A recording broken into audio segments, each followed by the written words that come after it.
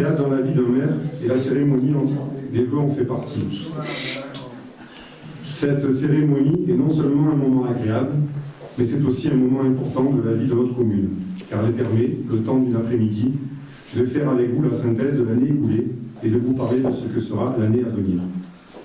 Je vous remercie une fois de plus d'avoir répondu à mon invitation, car cela montre l'intérêt que vous portez à la vie de notre commune. Nous voilà de nouveau réunis pour notre traditionnelle cérémonie des vœux. Et de façon traditionnelle, mais très sincèrement, je vous dis bonne année. Bonne année à vous, à vos proches, à tous ceux qui vous sont chers. Que cette année vous voit tous en bonne santé. Que cette année soit une année de bonheur, de réussite personnelle et professionnelle. En prononçant ces vœux, je ne peux m'empêcher de penser à la dernière fois que nous nous sommes réunis pour la même occasion. C'était il y a 1 an environ, et j'ai l'impression que c'était hier. Le temps passe vite. Cependant, force est de constater, malgré tout, malgré ce temps qui passe, nous avons réussi à mener à terme un grand nombre de projets. Et sans le travail de l'équipe municipale, sans la collaboration du personnel municipal, cela n'aurait pas été possible. Merci donc à tous les conseillers, monsieur l'adjoint. Merci à José Manuel, notre employé municipal, pour ton implication dans la commune, et à Katia, ma collaboratrice, à qui je demande beaucoup. Tes journées à Lons sont toujours très bien remplies. J'ai une pensée pour Marie Meillera, qui a démissionné récemment du conseil municipal pour des raisons personnelles. Je regrette énormément son choix, mais je le comprends. La vie et le travail des élus sont parfois très compliqués. Notre vie de famille est bouleversée.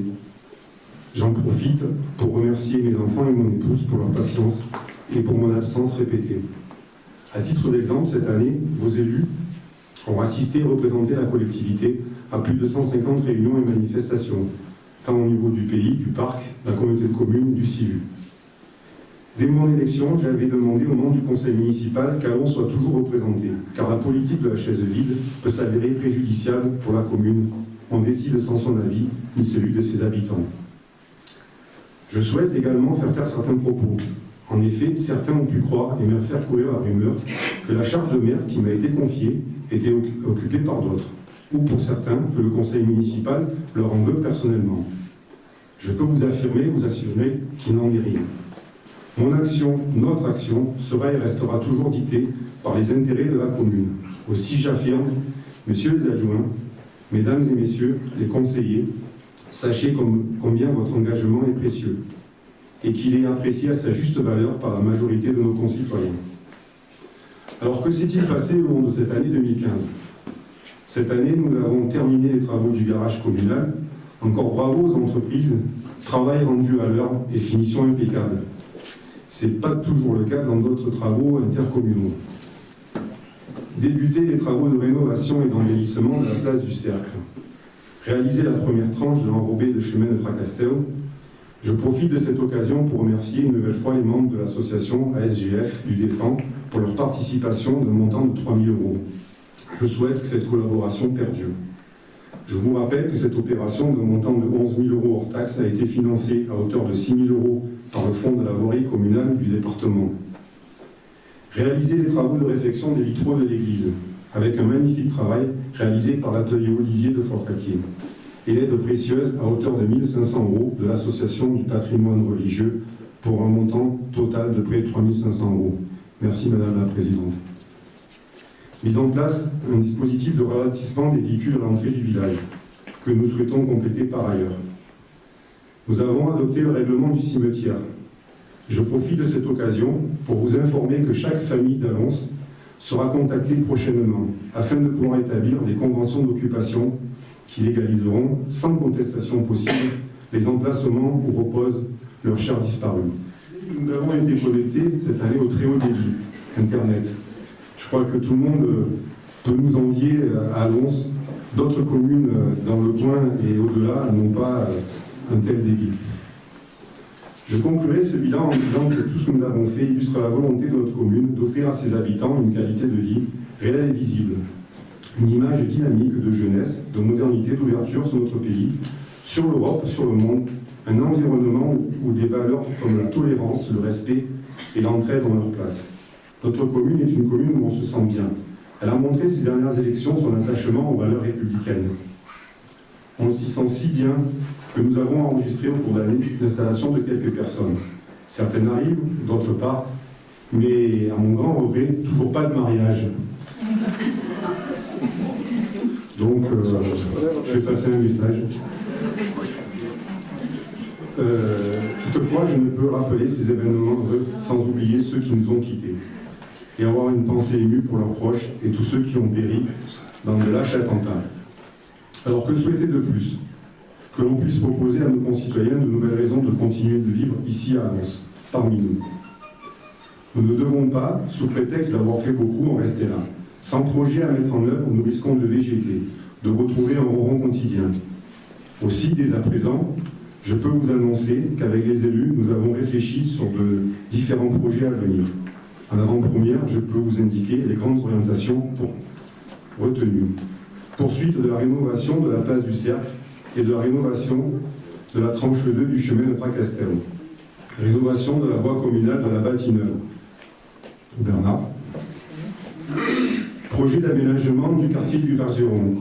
Projet de rénovation du jeu d'enfants. Il en a bien besoin. Enfourissement des lignes électriques à l'entrée du village, le chemin de Pagoury. Là aussi, côté esthétique, on n'aura plus ces fils au milieu.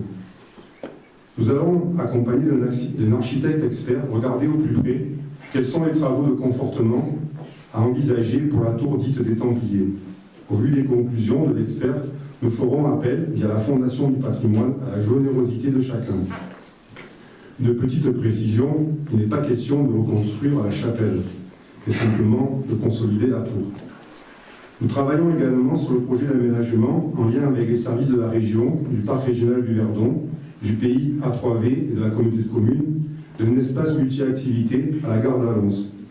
Ce projet, et je m'y suis engagé, ne se fera que si les partenaires institutionnels apportent leur soutien financier.